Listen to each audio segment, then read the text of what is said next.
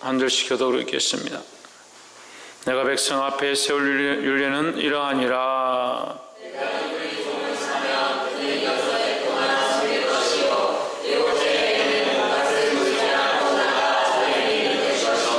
그가 단신으로 왔으면 단신으로 나갈 것이요 장가되었으면 그 안에도 그와 함께 나가려니와.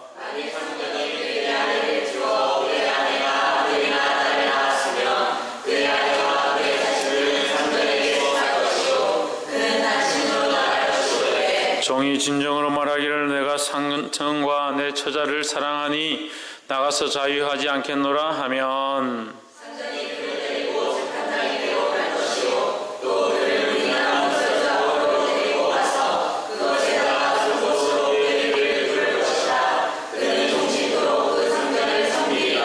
사람이 그 딸을 여종으로 팔았으면 그는 남종같이 나오지 못할지며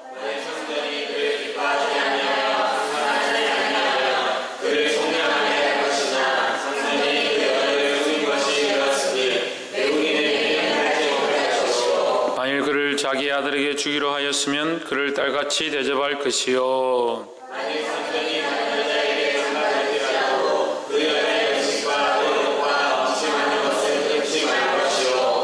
이 세 가지를 시행하지 아니하면 그는 속전을 내지 않고 거저 나가게 할 것이니라.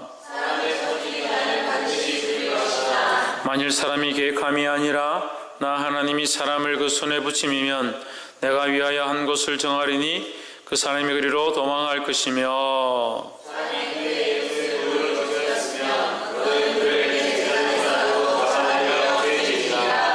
자기 아비나 어미를 치는 자는 반드시 죽일지니라.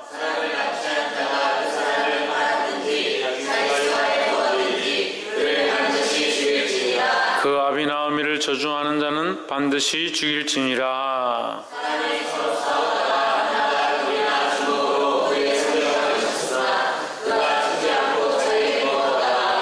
지팡이를 짚고 기동하면 그를 친 자가 형벌은 면하되 기간 손해를 배상하고 그로 전치하게 할지니라.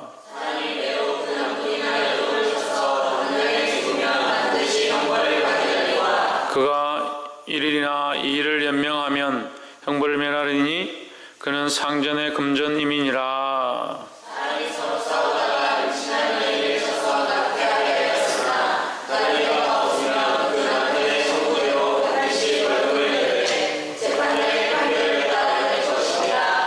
그러나 다른 애가 있으면 갚되 생명은 생명으로 데운 것은 데움으로 상하게 한 것은 상함으로 때린 것은 때림으로 갚을지니라.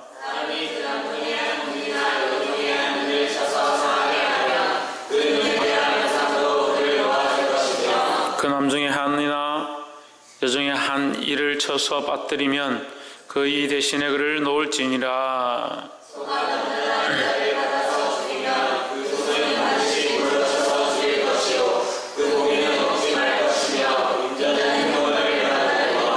손은 본래 받는 버릇이 있고 그 임자는 그로 인하여 경고를 받았으되 단속하지 아니하므로 남녀간에 받아 죽이면 그 손은 돌로 쳐 죽일 것이고 임자도 죽일 것이며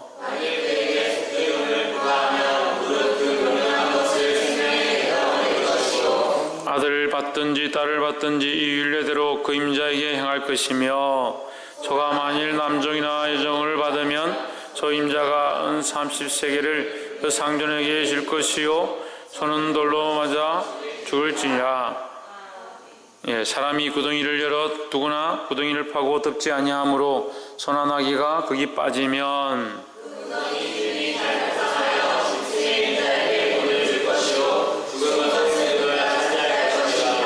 이 사람의 소가 저 사람의 소를 받아 죽이면 산 소를 팔아 그 값을 반분하고 죽은 것은 반분하려니와 그 소가 본래 받는 버릇이 있는 줄을 알고도 그 임자가 단속하지 아니하였으면 그는 서로 소를 갚을 것이요 죽은 것은 그의 차지가 될지니라.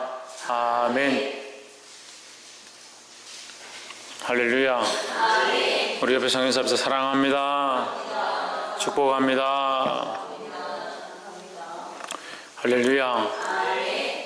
출애굽기 21장 말씀 우리와 이 시간 함께 나누도록 하겠습니다. 우리가 크게 보아서 출애굽기 20장은 율법 말씀, 하나님이 주신 율법에 대한 10계명, 율법에 대한 특별한 계명, 10계명 10가지에 대해서 대표되는 말씀입니다. 그 계명에 대해서 대표되는 것을 기록한 것이 20장이다. 율례도, 규례도, 법도도 하나님이 정하신 이 모든 것들이 다 하나님 앞에 규율이고 법칙이지만 특별히 하나님께서 이 백성들에게 계명으로 주신 것을 10가지 하나님 앞과 사람들 앞에 지켜라 10계명 주셨고, 그 10계명 안에도 하나님의 사랑을 아는 자, 뭘 아는 자? 하나님의 사랑을 아는 자는 하나님을 어떻게 할 수 있다? 하나님을 사랑할 수밖에 없다라는 거죠. 하나님을 사랑하는 자는 하나님을 사랑할 수밖에 없고, 하나님을 사랑하는 자는 이 계명을 지킨다라는 거죠. 그래서 1계명부터 4계명까지는 하나님을 사랑하는 자는 하나님을 사랑해라. 그 사랑하는 표현을 이렇게 사랑해야 한다.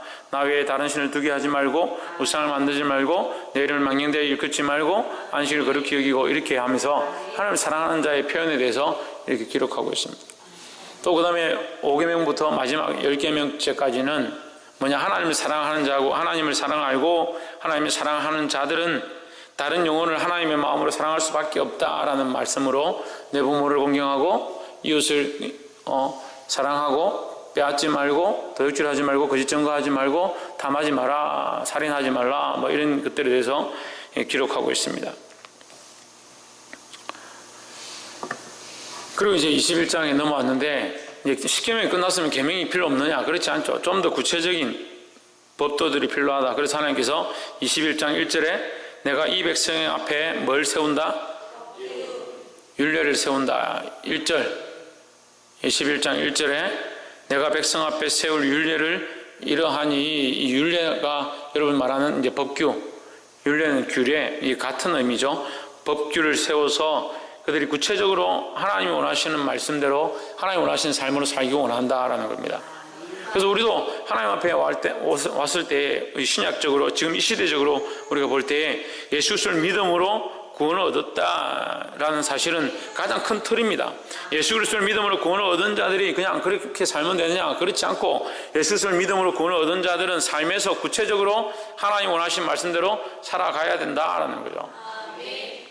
홍준이 어떻게 살아야 된다고? 하나님 주신 말씀대로 순종하며 살아야 된다는 겁니다.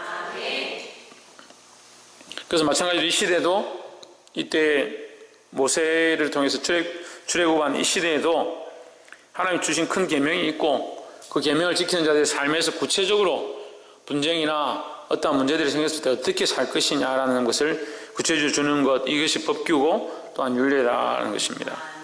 2절에 내가 히브리 종을 사면 그가 6년 동안 섬길 것이요 제7년에는 값없이 나가 자유할 것이며. 그래서 21장에서 지금부터 계속 이제 율례에 대해서 얘기하는데, 특별히 21장에서는 이 종의 문제와 그의 소유, 그러니까 소나, 자기가 가지고 있는 소나 이 가축에 대한 문제, 이 두 가지를 크게 얘기를 하고 있습니다. 그래서 처음에 보면 이제 종에 대한 문제가 나오죠. 근데 오늘날 이제 종의 개념이 없지만 이 시대 당시에는 종의 개념이 있었다. 가난한 자와 부유한 자가 있었기 때문에 종의 개념이 있었다. 근데 실제로 지금 우리가 살고 있는 이 시대도 종의 개념이 없는 것처럼 보이지만 실제로는 그 안에 속하게 되는 권속의 개념이 있다는 거죠. 그래서 직장에 들어가면 직장에서 월급을 받는 그 녹을 먹는 자, 나라의 공무원이 되면 나라의 녹을 먹는 자, 이렇게 해서 공무원이라는 거예요. 그래서 거기에 속하고 거기에 월급을 받고 거기서 산다. 그래, 개념적인 종의 모습이 거기 포함되어 있는 거죠. 우리나라에 속해 있고 거기서 월급을 받고 좀 자유할 뿐이지 어쨌든 속하는 기속되어지는 모양은 비슷하다라는 거죠. 그래서 우리는 종이라 생각하면 이렇게 막 박해를 받고 괴롭히고 죽이고 자기도 하고 싶은 대로 한다는 그런 생각들 많이 하는데, 그 정도까지는 아니었고, 이 히브리인들 안에도, 이 유대인들 안에도 종의 개념이 있었다라는 거죠. 그래서 우리가 이 성경을 볼 때에 이 시대적인 부분들을 이제 간과할 수는 없습니다. 이제 종의 모양이 있었다, 그래서 종이 있다는 것을 가지고 잘못됐다, 그렇게 할 수는 없어요. 왜냐하면 그 종이 있는 모양도 실제로는 이제 먹고 살기 위해 살아가는 사람의 방식의 모양이었기 때문에 오늘날 우리가 직장에 취직해서 먹고 사는 것과 똑같은 그런 모양들 가진 거죠. 히브리 종을 사면 이제 돈이 없으니까 그 종으로 들어가서 거기서 이제 의식주를 해결하는 거예요.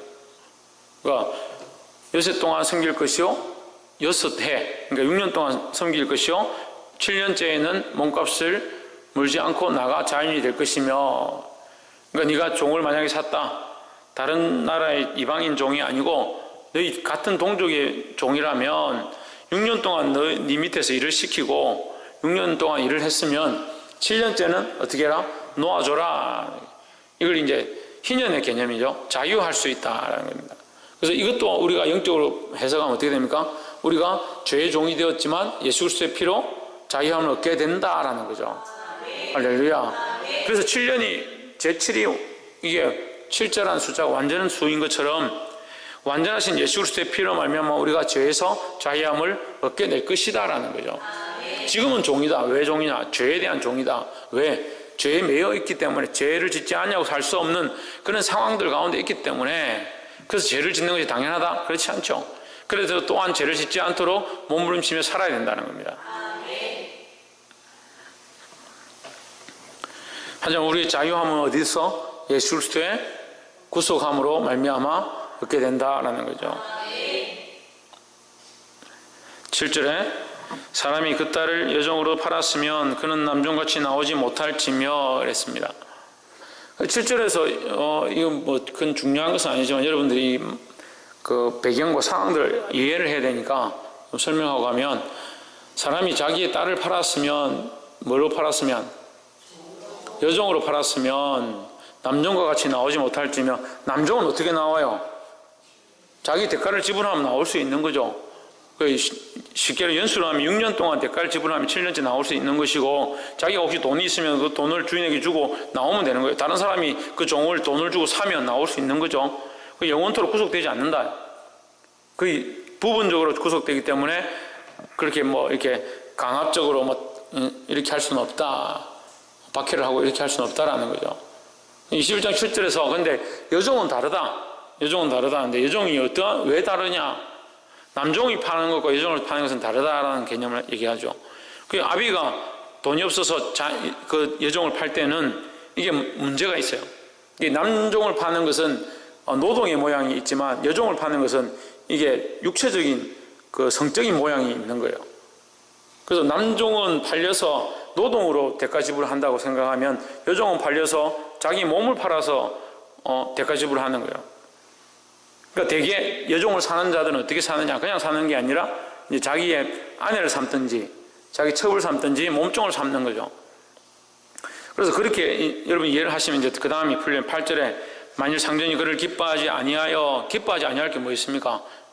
그 기뻐하지 않는 것은 자기 마음에 안 든다. 그래서 내가 이 여자와 자고 싶지 않다, 같이 살고 싶지 않다, 이렇게 되면 상관하지 아니하면, 이 상관이라는 것은 우리가 창세기 할 때 많이 배웠죠. 이제 이 육체적으로 서로 성적인 관계를 맺는 것을 상관이라 한다는 거죠. 그러니까 내가 이 여자가 별로 마음에 안 들기 때문에 나는 이 여자와 자고 싶지 않다라고 하게 되면 그를 속량할 것이고, 너는 내 종이 아니다, 내가 너를 놓아주겠다. 이게 속량이 앞에 7년이 되었을 때 그 남종이 그 종의 모양에서 자유를 얻게 되는 것을 속량이라 할 수 있는 거죠. 그러니까 이 여인이 속량을 받는 것도 또한 그 종의 모양이 씻어진다, 종이 아니다라는 그것을 속량이라 하는 겁니다.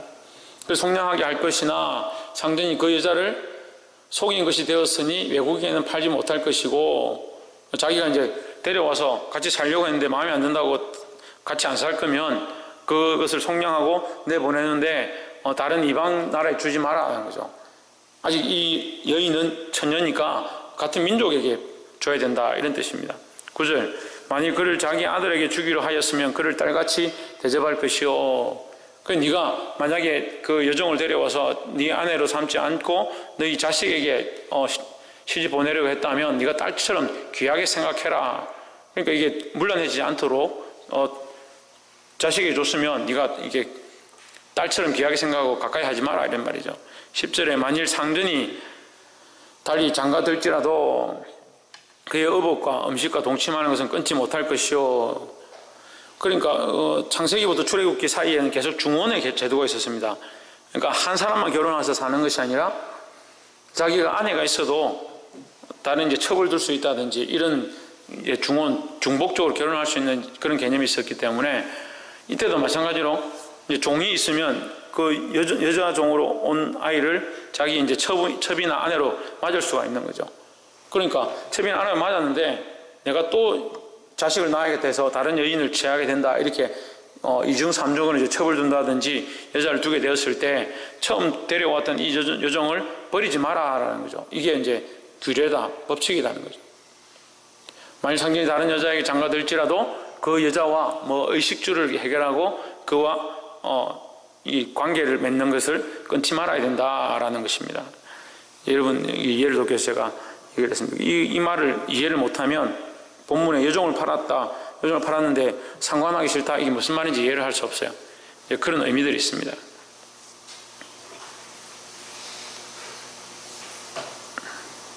12절 사람을 쳐 죽인 자는 반드시 죽일 것이나 만일 사람이 계획함이 아니라 나 하나님이 사람을 그 손에 붙이면 내가 위하여 한 곳을 정하리니 그 사람이 그리로 도망할 것이며, 여기 한 곳을 정하여 도망하게 한다. 이것은 이제 좀 더 이제 신명기 이하로 넘어가면 도피성에 대해서 얘기합니다. 사람이 실수로 사람을 죽이거나 상해했을 때 그가 도망가서 피할 수 있는 곳, 고의로 뭐 죽이고 이렇게 하는 건 문제가 되지만 그가 실수로 해서 사람을 상해했을 때는 도망가서 그 죄가 없어질 때까지 숨어 있도록 하는 곳, 그것을 도피성이라 하는데, 이 도피성은 영적으로 무슨 의미를 가지냐? 예수 그리스도를 얘기합니다. 우리 그 죄의 대가가 우리가 스스로 죄의 대가를 지불하려면 어떻게 해야 됩니까? 죽어야 되잖아요.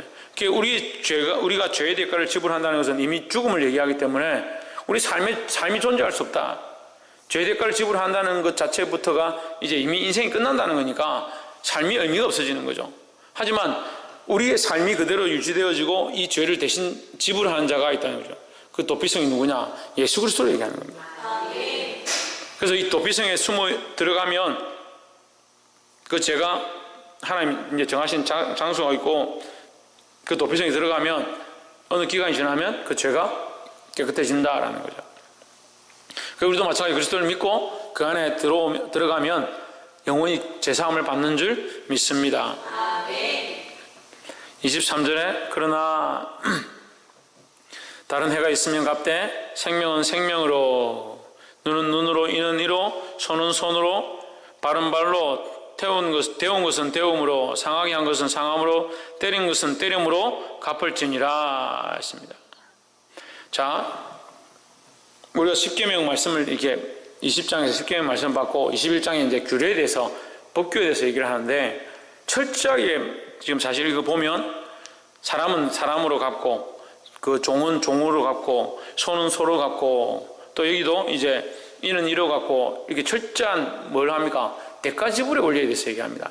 그래서 지금 그 21장 이후로 나오는 모든 이 율례의 기본 틀은 뭐냐?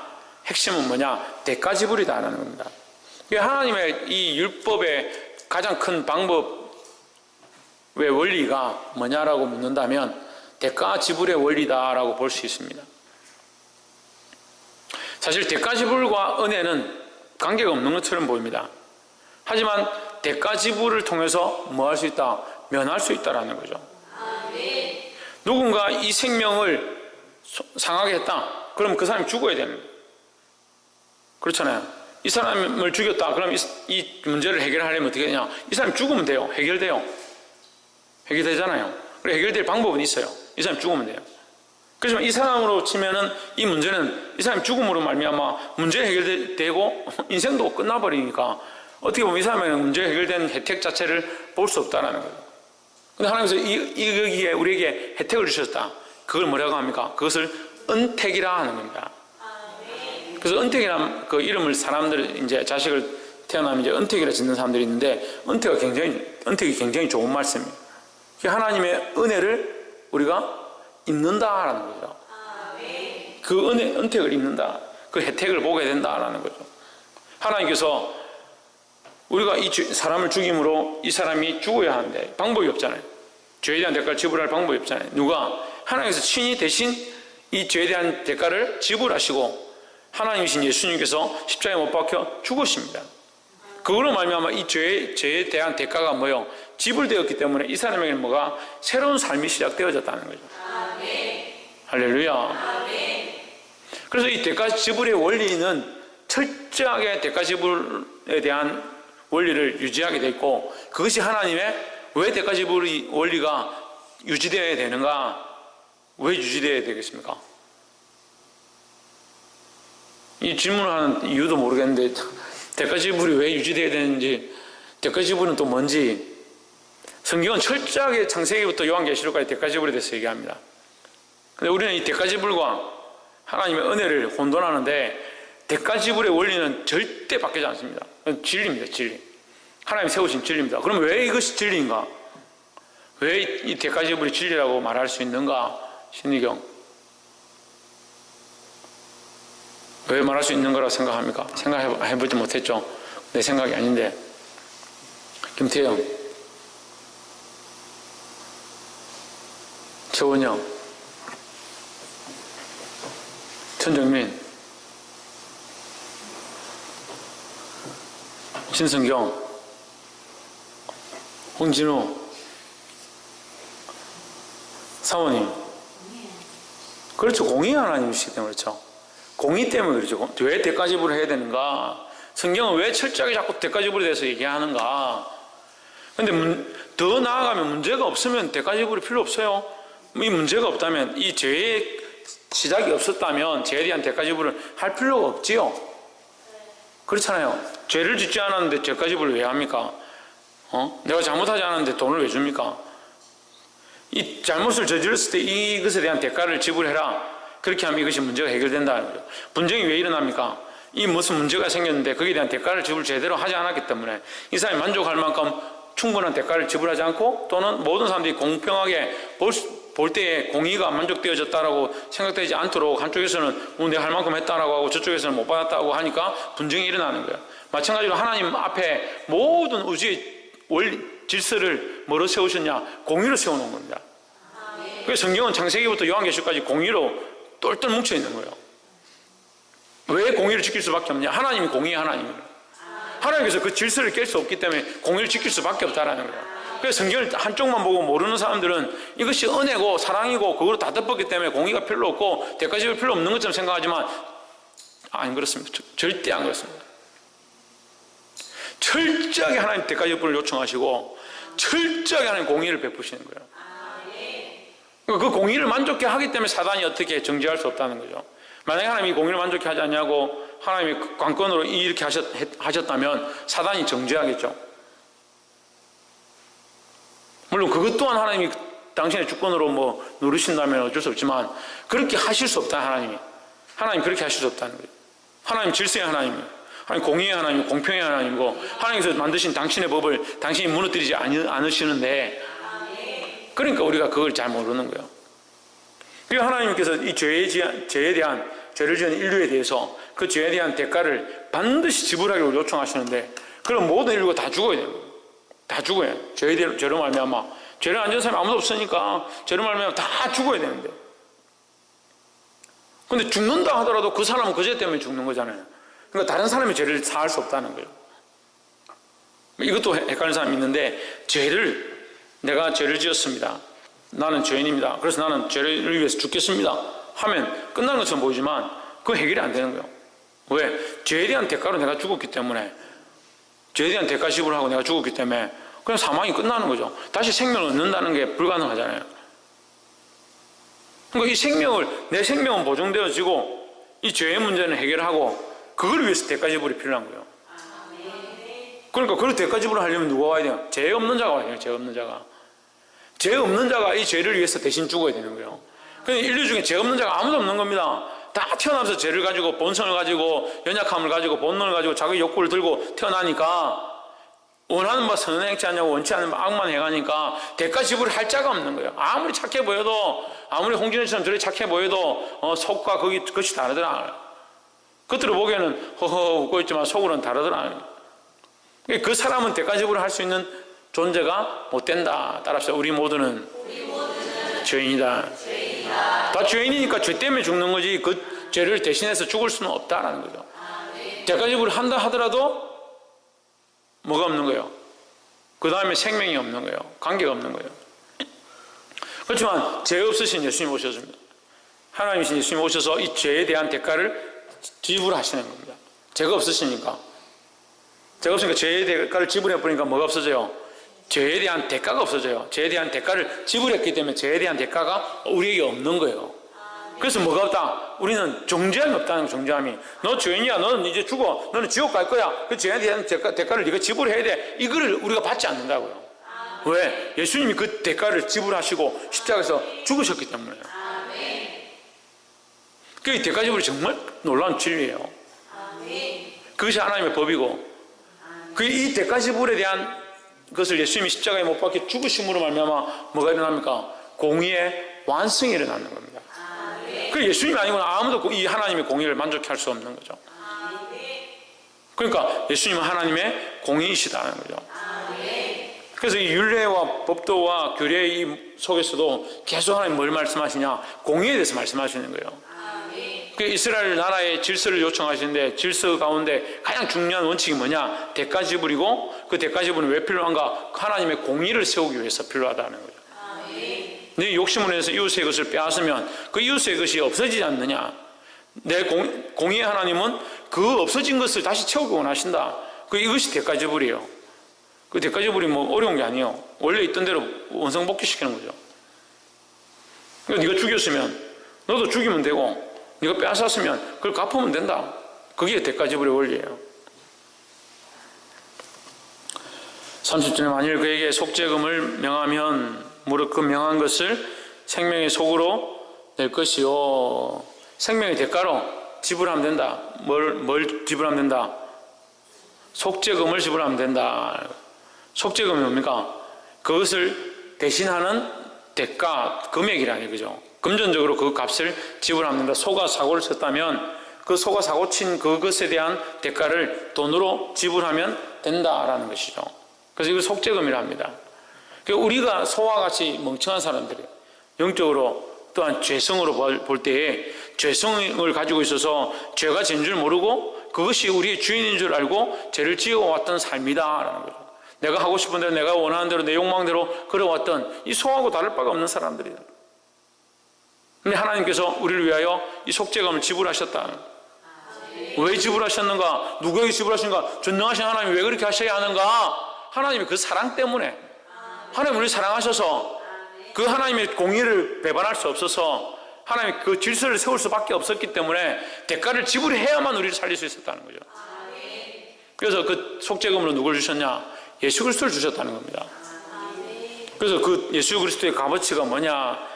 32절에 소가 만일 남종의 애정을 받으면 그 소임자가 은 30세겔을 그 상전에게 줄 것이요 소는 돌에 맞아 죽을지니라 했습니다. 그 대가로 얼마나 줍니까? 은 30을 종이 죽은 대가로 은 30을 주는 거예요. 이것은 이 말씀 자체가 우리가 그 말씀 자체를 볼 것이 아니고 하나님께서 예표하신 것이다 라고 보는 것이 옳습니다.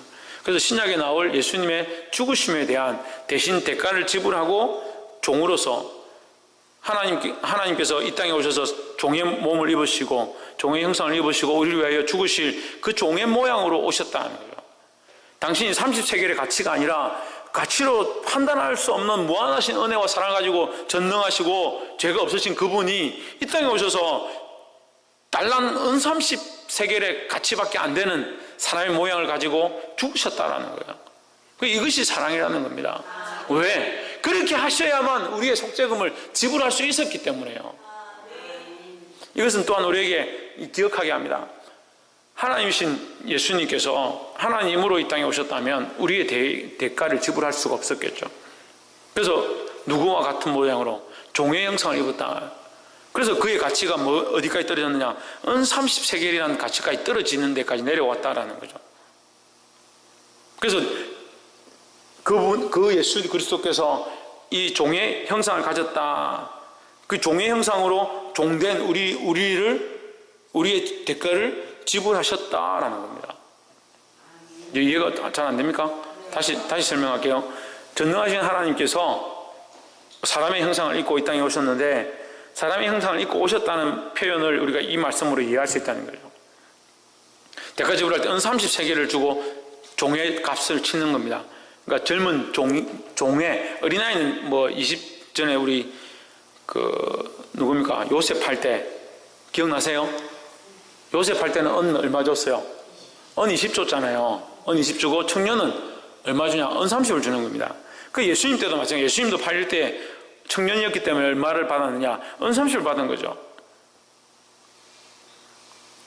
다른 의미일 수도 있지만 예수님께서 은 30이 되셨다는 말은 이 젊은 청년의 모양을 가졌다는 거예요. 그러니까 보통 사람의 모양, 보통 인간의 모양으로 오셨다. 그래서 인간의 모양을 지시고 당신이 그런 값어치로 내려오셨다는 거죠. 전능하신 하나님께서 이 연약한 인간의 값어치로 내려오셔서 이 값어치를 가졌다는 표현을 왜 하느냐, 왜 하고 있느냐? 완전한 속량을 이루시기 위해서 우리의 연약한 인간의 모양을 입으시고 인간의 모양의 대가를 스스로 지불하셨다는 겁니다. 아멘. 할렐루야.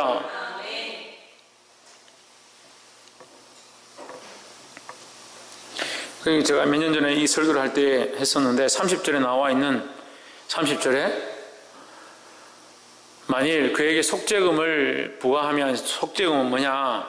코페른. 이 히브리어로 코페르입니다. 코페르는 무슨 뜻이냐? 덮는다. 뭘 덮겠습니까? 죄를 덮는 거죠. 이 사람의 허물, 이 사람의 실수를 덮는다. 덮기 위해서 뭘 낸다? 대신 금액을 낸다라는 거죠. 우리의 죄로 말미암아 죽을 수 없는 인간에게 하나님께서 긍휼을 베푸셔서 그 대가를 지불하시고 덮었다라는 겁니다. 할렐루야. 그 덮음으로 말미암아 우리가 생명의 대가로 낼 것이냐, 생명의 대가를 지불했기 때문에 예수님이 우리의 생명의 대가를 지불했기 때문에 우리는 뭘 다시 얻는다? 생명을 얻는다라는 거예요. 할렐루야. 이 말씀을 깨달은 대로 주 안에서 살아가고 승리하는 저와 여러분 되어지기를 주의 이름으로 축원합니다. 말씀을 맺겠습니다. 23절에 그러나 다른 해가 있으면 갑대 생명은 생명으로, 생명은 생명을 갚아야 된다라고 했기 때문에 예수님이 오셔서 생명의 대가를 지불하신 거예요. 여러분, 우리가 영원한 생명을 얻었습니까? 그러면 이 사순절 가운데 우리가 기억해야 될 것이 있습니다. 우리가 생명을 얻었다라고 하는 것은 또한 반대편에서 말하면 누군가 이 생명의 대가를 지불했다. 누군가는 이 생명의 희생을 했다라는 거죠. 그분이 누구시냐는 거죠. 예수 그리스도입니까? 그래서 그 사랑을 생각하고 그 은혜를 기억하라는 것입니다.